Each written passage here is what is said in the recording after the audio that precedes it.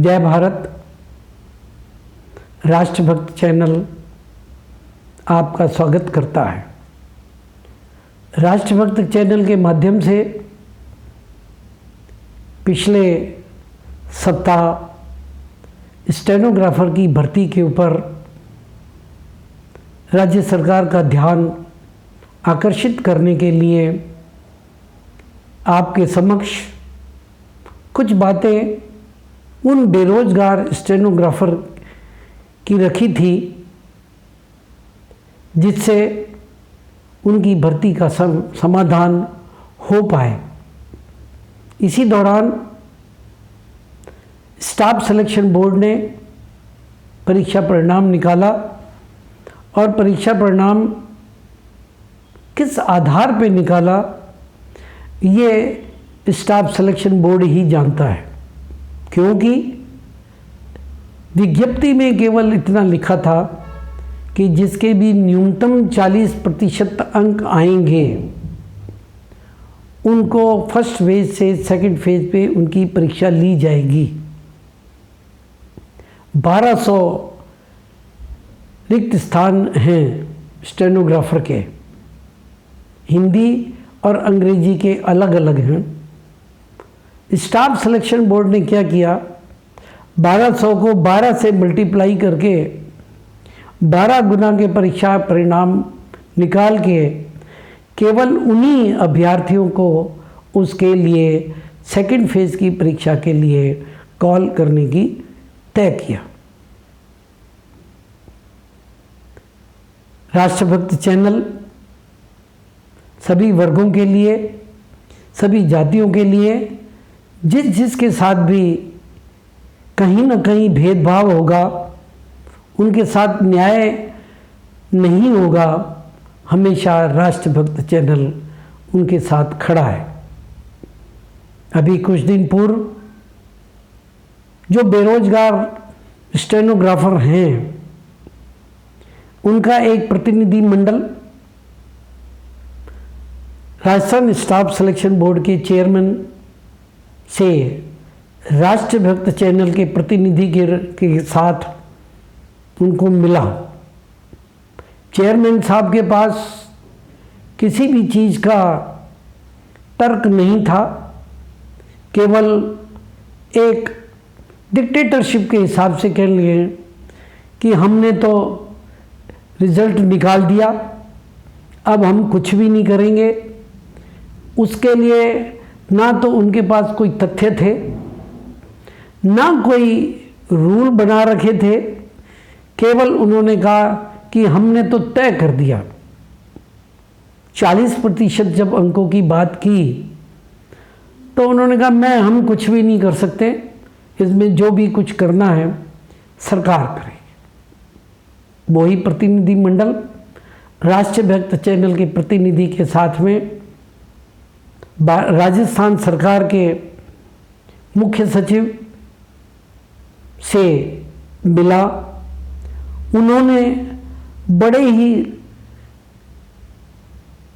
सौहार्दपूर्ण में बात की और उनके हाव भाव से ऐसा लगा कि उनके विचार से स्टेनोग्राफर जो कि पिछले 5-6 साल से स्टेनोग्राफी की परीक्षा देने के लिए अपनी मेहनत कर रहे हैं, लेकिन 40% अंक फेज फर्स्ट की वजह से उनके में जो स्किल है, जो उनकी अपनी कला है, जो उनकी एक भाषा है, उस भाषा का उनको मौका ही नहीं दिया जा रहा कि वो अपनी प्रतिभा को दिखाएं। सीएस साहब ने उन्होंने ये आश्वासन दिया कि हम इसको सरकार के लेवल पे देखेंगे और उनके कहे अनुसार फिर हम डीओपी सेक्रेटरी के पास माननीय हेमंत गेरा जी से मिले। हेमंत गेरा जी ने भी आश्वासन देते हुए ये कहा, करना सरकार को है और हम इसको देखेंगे कि आपकी जो ये एक न्यायपूर्ण मांग है ये माननी चाहिए। कोई भी व्यक्ति इस बात को नकार नहीं सकता कि जो विज्ञप्ति स्टेनोग्राफर की हो और स्टेनोग्राफर की परीक्षा ही ना ली जाए। 1200 रिक्त स्थान हैं। अगर गुना की भी बात करें, परसेंटेज की भी बात करें, तो सिलेक्शन बोर्ड को सबसे पहले उस रिक्त स्थानों का अलग अलग करना चाहिए कि अंग्रेजी के आशुलिपि की कितनी आवश्यकता है, हिंदी के आशुलिपिकों की कितनी आवश्यकता है। ना तो हिंदी के आशुलिपिक मिल रहे और ना अंग्रेजी के मिल रहे, अंग्रेजी के तो बिल्कुल भी नहीं मिल रहे। तो 40% अंक वालों को सबको सेकेंड फेज की परीक्षा का उनको मौका मिल रहा है। मैं यहाँ पुनः बार बार इस बात को दोहरा रहा हूँ, परीक्षा देने का मौका मिलना चाहिए। हम नहीं कह रहे कि आप तो इनकी भर्ती कर लो, आप उनको परीक्षा देने का मौका दीजिए। अगर आपके पास 100 वैकेंसियाँ अंग्रेजी के आशुलिपिक हैं तो आप अंग्रेजी के आशुलिपिक की अलग से सूची निकालिए, कितने परसेंटेज पे आता है। वैसे तो 40% वालों को सबको देना चाहिए, फिर भी सरकार इसके ऊपर विचार करे कि किस तरीके से इन रिक्त स्थानों को भरा जाए, ताकि जो राजस्थान सरकार में 2011 के बाद में स्टेनोग्राफर की रिक्त स्थान पड़े हैं। हमारा सौभाग्य है कि इस समय राजस्थान सरकार के मुख्यमंत्री आदरणीय अशोक जी गहलोत इस बात के लिए प्रसिद्ध हैं कि जब जब भी गहलोत साहब मुख्यमंत्री बनते हैं तो बेरोजगारों के बारे में अपनी मन में एक वेदना रखते हुए भारी जितने भी स्थान खाली होते हैं उनको भरने का प्रयत्न करते हैं। जब वो इतने दयालु हैं, इतने प्रशासनिक हैं, तो आशुलिपिकों की भी भर्ती पे इतनी देरी नहीं करनी चाहिए। चाहे उसके लिए कुछ नियमों को उनको शिथिलता से सहानुभूति विचार करके भी किया जाए, तो मैं सोचता हूँ कि हम आशुलिपिक के साथ न्याय कर पाएंगे। अब न्याय की बात चली, हमारी जानकारी में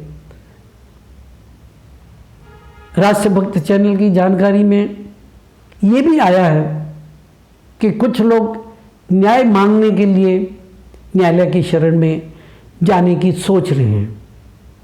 मैं पुनः सरकार को निवेदन करूंगा कि क्यों हम न्यायालय की रास्ते पे भेजना चाहते हैं। 6 साल से वैकेंसियाँ भरी नहीं गई, फिर अगर न्यायालय की में गए, न्यायालय प्रक्रिया लंबी है, खर्चीली है, सरकार भी अपने वकील खड़ी करेगी, आशुलिपिक भी अपने वकील खड़ी करेंगे, समय का भी नुकसान होगा, पैसे का भी नुकसान होगा, और जो मानसिक कुंठा होगी, जो मानसिक वेदना होगी, जो एक व्यक्तियों में डिप्रेशन आ जाएगा, और कुछ तो इस दौरान, इस प्रक्रिया के ही दौरान अपनी आयु सीमा से भी बाहर निकल जाएंगे। क्या उनका यही कसूर है कि वो न्यायालय की प्रक्रिया में जाए? क्या यही कसूर है कि वो 12 गुना में जाएं, 16 गुना में जाएं, 25 गुना में जाएं? सरकार से निवेदन है कि उनकी परसेंटेज को तय किया जाए, 40% वाले को तय किया जाए। फिर भी अगर सरकार कुछ चाहती है इसमें, तो सरकार उनके सामने एक अपना प्रस्ताव तो रखे कि हम इतने प्रतिशत वालों को ले लेंगे, ताकि लोग न्याय की शरण में ना जाएं। पुनः राष्ट्रभक्त चैनल बेरोजगार नवयुवकों को, बेरोजगार स्टेनोग्राफर को इस बात के लिए कृत संकल्प है कि बेरोजगारों के साथ अन्याय हम नहीं होने देंगे। हम उनकी आवाज़ बन के उनके साथ खड़े मिलेंगे। धन्यवाद, प्रणाम।